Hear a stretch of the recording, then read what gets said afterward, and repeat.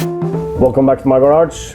Last time my 50cc supercharged two-stroke engine developed a leak and something happened with the blower. It's stuck in one point. Well, not actually stuck, but it binds up really bad in one spot. I can't see anything obvious in here, nor feel any sharp edges or like wear foreign objects stuck in there. I think it's a misalignment issue.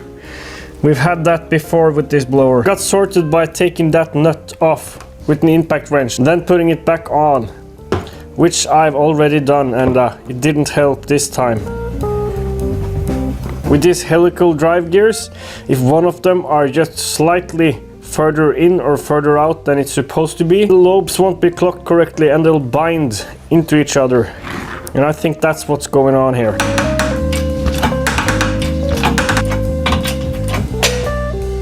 Some weird stuff going on where these bearings pop out and the axle goes clear.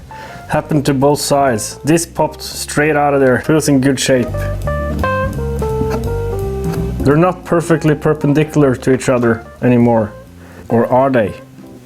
It's really hard to tell. You'd think they make this so that this gear can't slip on this axle. The housing looks fine. There's no wear to speak of in there. You can see some lines, but you can't really feel anything. Weird thing I noticed, there's a groove for an O-ring here. Same groove as in this cover. But this cover has no O-ring. There's no O-ring here. No sealant either.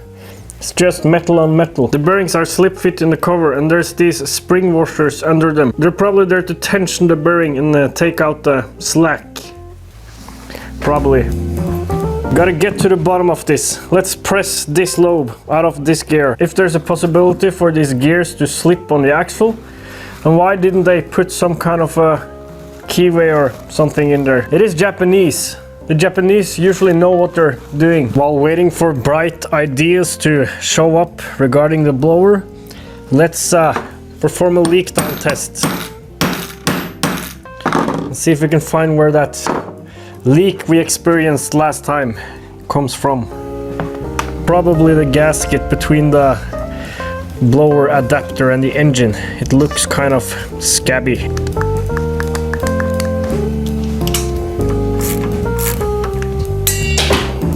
Woo.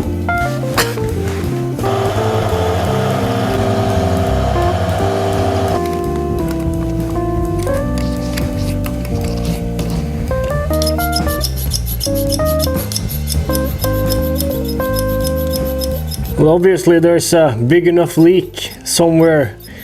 It's not even registering on my gauge here.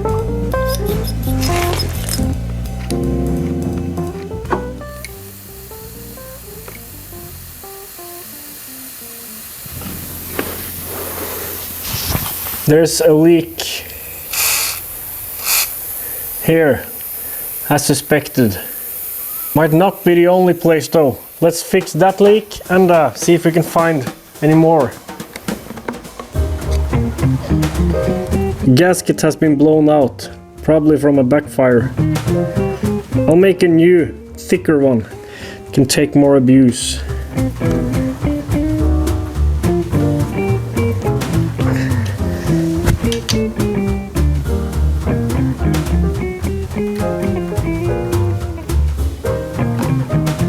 Seems to be tight now. Let's try with that other gauge. Shit, this is a hard workout. Oh, I can't take anymore. Come on. Oh my god. Just below 5. Let's leave it like that and come back in 5 minutes. See if it passes the test. It's lost about 1 psi in 5 minutes. It could be a slight leak somewhere, probably at the exhaust flange. There's no gasket there. Or it could just be this pump. It's not meant for this kind of testing. It's meant for quick pop-off pressure testing on diaphragm carbs. I think we'll call that a pass.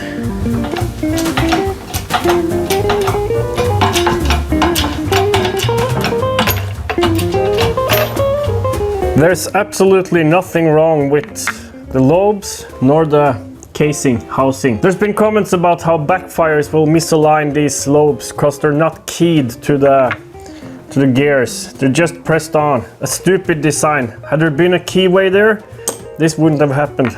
There's actually a keyway in the gear, in one of them, not the other. There's no keyway slot in the axles. And only the driving axle has a nut on it. The driven axle has threads, but no nut. And that nut might be missing, but the threads are also not machined all the way, so... This is not a Chinese clone, it is a genuine unit from Japan, refurbished. And it's in great condition. That misalignment thing from backfire actually happened to my friend's bike, also on an AMR 500. We need to install a safety valve, like this one. So that's what we're gonna do. I'm gonna pop these gears in my oven, set to 200 degrees Celsius. And I'm gonna make a quick jig that will hold these at 90 degrees to each other for when we hopefully just slip these gears in place. Probably not though. Has to be done simultaneously with the helical profile. Could work if one is in place first and then one slips down there and rotates into place. My experience with the shrinking and press fitting is that this will be a hassle.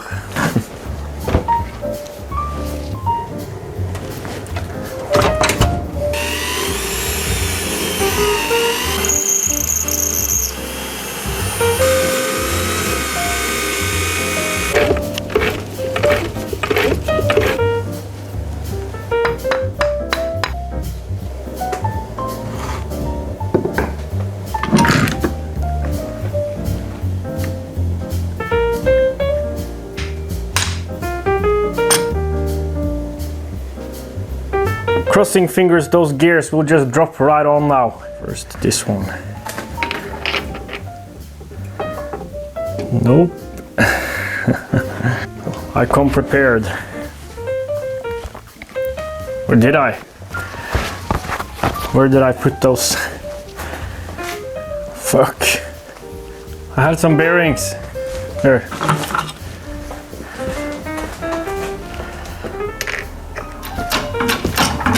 Looking good so far. We might have done it. We won't know until things have cooled down and we remove the jig though. Just as bad, if not worse. I've pressed it on and off 1,000 times now and I almost had it for a moment there. But now it's back to completely locked up. Like, what were they thinking? Why couldn't they just have added keyways and made this not a problem at all? Fuck. Another goal with the keep things straight jig, now with heavier clamps. The idea now is for the gear to turn into place while I press it down. So probably a good idea to have it hot and not so tight, even though the press fit is suffering from all that pressing in and out.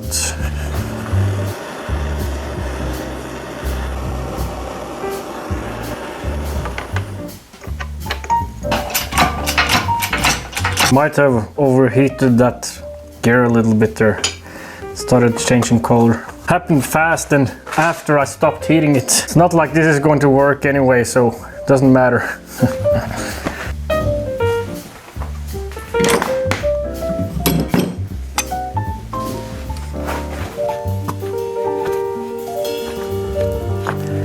It's better.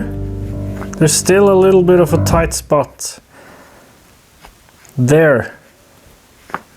Call that good. Assemble the rest of the unit and see how it behaves after that. It's moving like fairly okay. There's one tight spot there, but it's better than it was. I'll just have to let it wear in from the stupid design.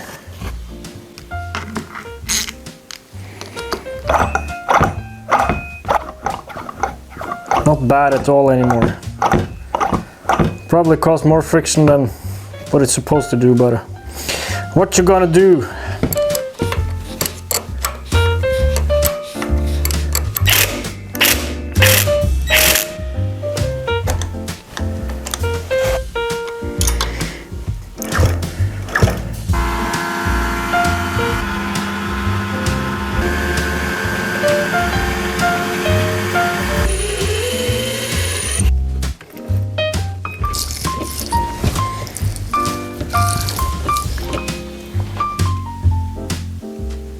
Made this little adapter flange to fit my wastegate, which will be used as a safety dump valve. Dump excess pressure in case of a backfire. Maybe keep the blower from getting misaligned and gaskets from blowing out. And other stuff to break. Now I'm checking at what pressure it starts opening. I need that to be higher than my boost pressure. We're at 1 bar now and I can hear it slightly letting out some air. 1.5, and we can clearly hear it.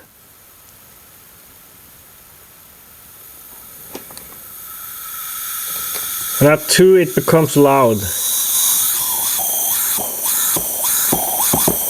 That's too low. One option is to pump some pressure into the upper chamber here. 2.5 psi.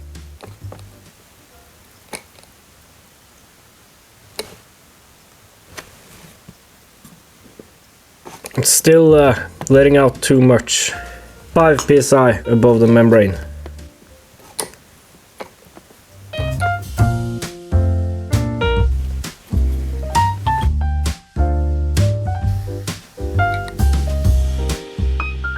Keep it simple, stupid.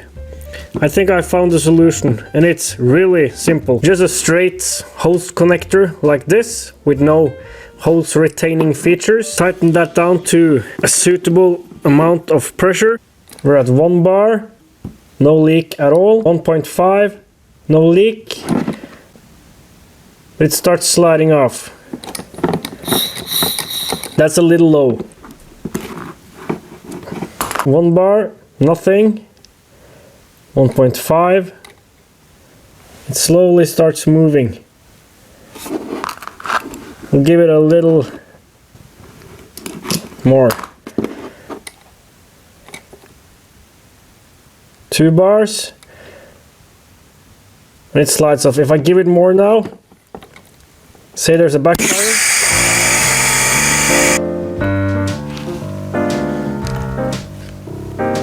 Spark plug is just for sealing that pressure testing hole. Back in business. Water is heating up. We'll soon be ready for a test fire. I've raised the fuel tank again. If it doesn't bug now, we know it was the fuel pressure. I'm kind of angry with the AMR 300 and the stupid design decisions made when manufacturing it, designing it. I emailed Roadtrex. They might be able to make a C8 unit even though they're discontinued. Could be they had enough parts to make one. They also said that the C16-15 or maybe it was C15-16 unit. Anyway, they said that one should work if I don't run it too fast. Roadtrex is situated in Denmark, which isn't far away. I could drive down or even fly down to pick up a unit. First testing without power hooked up to the brake to see how it revs.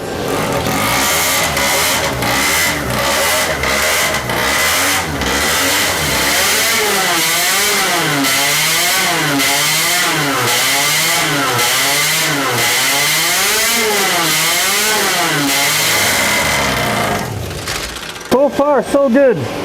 Hooking up the brake.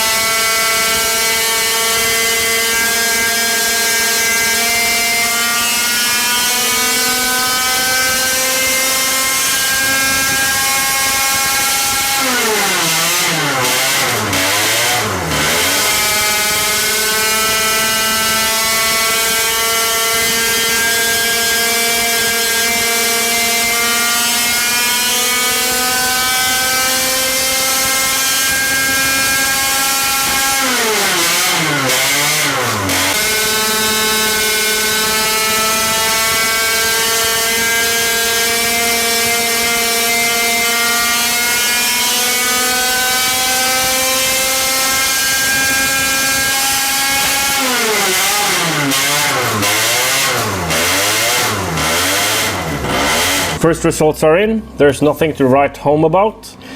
We're hovering around 10 horsepower at around 7 seconds in for all the runs. We seem to be gaining some power. I actually think that's misfiring and the load cell being hammered, registering more torque than it's supposed to. Otherwise, these would be great numbers.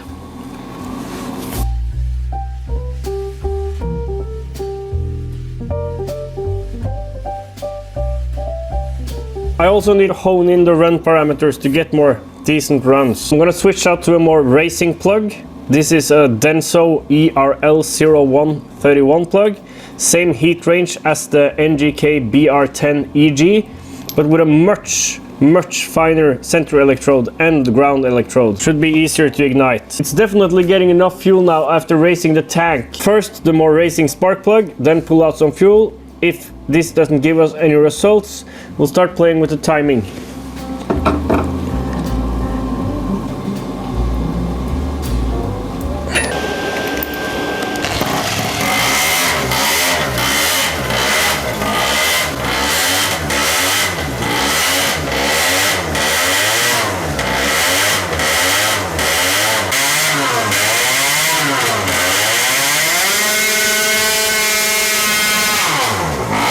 The exhaust extraction flew off.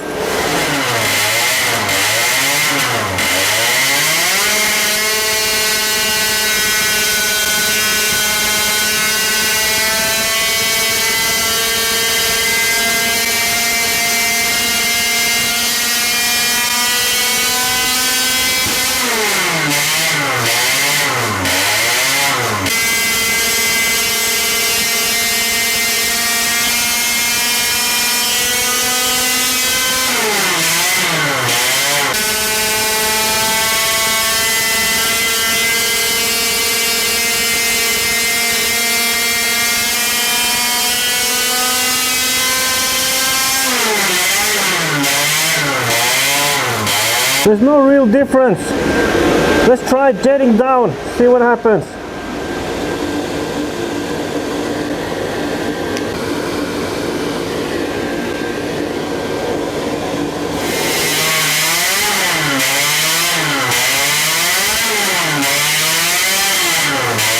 Acting more buggy.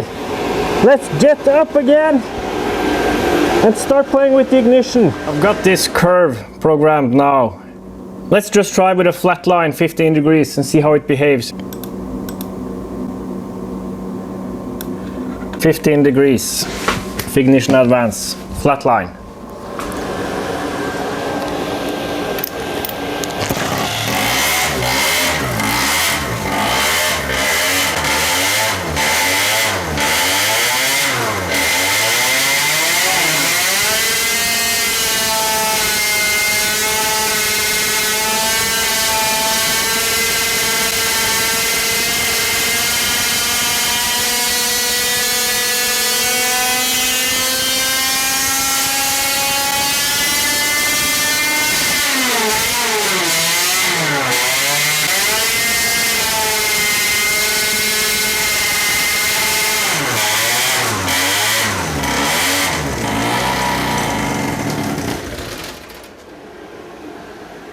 The belt tensioner snapped off. I can't find the rest of it. Here's one of the seals from the bearings. Might be a good thing I'm wearing that face shield after all. With a 15-degree flatline, it did rev better, which means it might want even more timing. We're not seeing any power yet though. It's hovering around 10 horsepower throughout the RPM range. It's weird. And I'm not trusting that AMR 300 anymore. Might have a solution for that though. We'll see in the next video. I'm going on a little road trip.